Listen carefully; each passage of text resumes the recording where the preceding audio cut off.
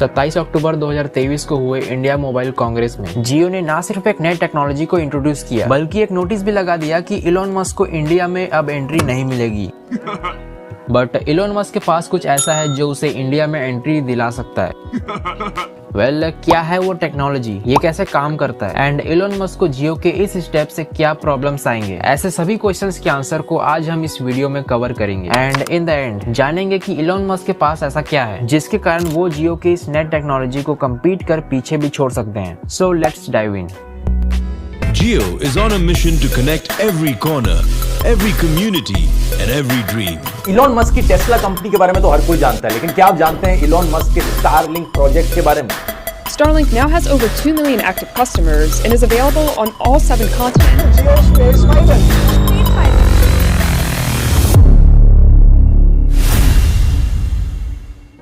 शुरू से शुरू करते हैं। इन 2023 27 अक्टूबर से 29 अक्टूबर तक चलने वाले इंडिया मोबाइल कांग्रेस में जियो ने India first satellite based giga fibre service introduce किया एंड इसे नाम दिया जियो स्पेस फाइबर। बीते कुछ सालों में जियो कई फाइबर नेटवर्क सर्विसेज लेकर आया, जैसे Jio fibre and Jio air fibre, जो यूजर्स को सफिशिएंट नेटवर्क प्रोवाइड कराते हैं। Now you may ask if Jio fibre and Jio air fibre अपने जगह पर ठीक काम कर रहे हैं, सो जियो ने करोड़ों रुपए इस नए प्रोजेक्ट में खर्च क्यों किए? इसके आंसर के लिए हमें इन टेक्नोलॉजीज के वर्किंग मैकेनिज्म्स को समझना होगा।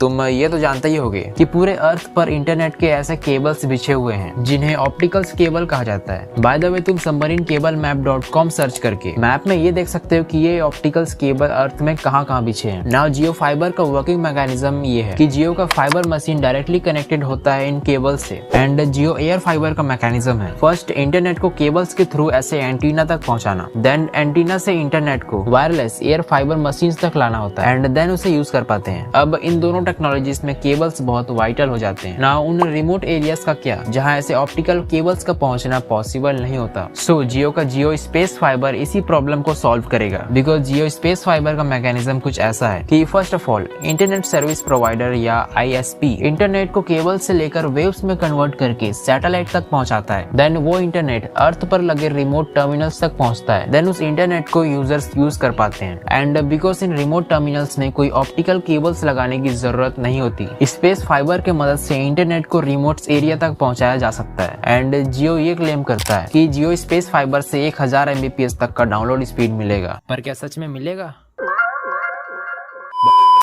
But if we talk about latency, so इस मामले में जियो स्पेस फाइबर पीछे रह जाता है। लेटेंसी वो टाइम होता है जो इंटरनेट को एक से दूसरे जगह तक जाने में लगता है एंड जियो फाइबर में लेटेंसी होती है 20 to 50 मिली सेकेंड्स के बीच एंड जियो स्पेस फाइबर में ये बढ़कर 140 to 600 मिली सेकेंड्स तक हो सकता है एंड ऑब्वियसली ये बहुत ज्यादा होता है। देन इसके इतने ज्यादा होने के कारण गेमिंग सरफेस पर इसका इफेक्ट दिख सकता है, बट नॉर्मल लाइट वर्क जैसे वेब ब्राउजिंग और फोटो शेयरिंग में इसका ज्यादा इफेक्ट नहीं होगा। एंड इसका एक नेगेटिव पॉइंट ये भी है कि ये ऑप्टिकल केबल्स वाले ISP से थोड़ा ज्यादा एक्सपेंसिव हो सकता है एंड जियो ने इस टेक्नोलॉजी को टेस्ट करने के लिए इंडिया में 4 जगह इसे ऑलरेडी इंस्टॉल कर चुका है। First is in Gir Gujarat, second is in Korba Chhattisgarh, third is in Nabarangpur Orissa and fourth one is in Jorhat Assam. Now if Jio इस टेक्नोलॉजी में सक्सेसफुल हो जाता है, so it's not gonna be good news for that US satellite based service company. Yes, I am talking about Starlink, जिसके फाउंडर है Elon Musk. Starlink एक ऐसी कंपनी है जो ऑलरेडी 60+ कंट्रीज में अपने सर्विसेज बेच रही है and now Elon Musk Starlink को इंडिया में लाना चाहते हैं and if we compare the both company services, so कुछ ऐसे बातें सामने आते हैं जिसे कोई भी इंडियन यूजर्स किसी भी कंपनी के सर्विस को चूज करने से पहले एक बार जरूर सोचेगा। फर्स्ट थिंग इज लेटेंसी, वो टाइम जो इंटरनेट को कहीं से पहुंचने में लगता है। So it's obvious that satellite earth के सरफेस से जितना दूर होगा उसका लेटेंसी भी उतना ज्यादा होगा। सो इस मामले में स्टारलिंक को एक प्लस पॉइंट मिल जाता है बिकॉज स्टारलिंक के सैटेलाइट्स अराउंड 550 किलोमीटर के हाइट पर है, यानी लो अर्थ ऑर्बिट या LEO में एंड जियो के सैटेलाइट्स मीडियम अर्थ ऑर्बिट में है जो LEO से काफी ऊपर होता है एंड इसके चलते जियो स्पेस फाइबर की लेटेंसी स्टारलिंक के लेटेंसी से बहुत ज्यादा हो जाता है एंड स्टारलिंक के लेटेंसी कम होने के कारण इस नेटवर्क में गेमिंग सरफेस को इफेक्ट नहीं होगा जैसा जियो के स्पेस फाइबर में होता है। And if we MEO and LEO satellites को और ज्यादा कंपेयर करें तो LEO सैटेलाइट्स के कंपैरिजन में MEO सैटेलाइट्स ज्यादा एरिया को कवर कर सकते हैं। मतलब अगर किसी एरिया को स्टारलिंक के 2 सैटेलाइट्स कवर करते हैं तो उस एरिया को जियो सिर्फ 1 सैटेलाइट से कवर कर सकता है एंड ये एडवांटेज हो सकता है जियो के लिए। बट स्टारलिंक के इंडिया में अभी तक ना आने का रीजन बना हुआ है इंडियन गवर्नमेंट, जिसने अभी तक इलोन मस्क को अप्रूव अप्रूवल नहीं दिया है, बट इलोन मस्क नहीं रुके एंड स्टारलिंक के लॉन्च से पहले ही लोगों से एडवांस ऑर्डर लेना शुरू कर दिए थे, बट सरकार के कारण उन्हें लोगों के पैसे रिटर्न करने पड़े। वेल, अब ये तो क्लियर है कि इलोन मस्क को अप्रूवल मिलते ही एक कंपटीशन शुरू हो जाएगा between Elon Musk and Mukesh Ambani. Well, that was all for today and अगर तुम्हें इलोन मस्क के सक्सेस सीक्रेट जानने में इंटरेस्ट है so tap on this video. I will see you there.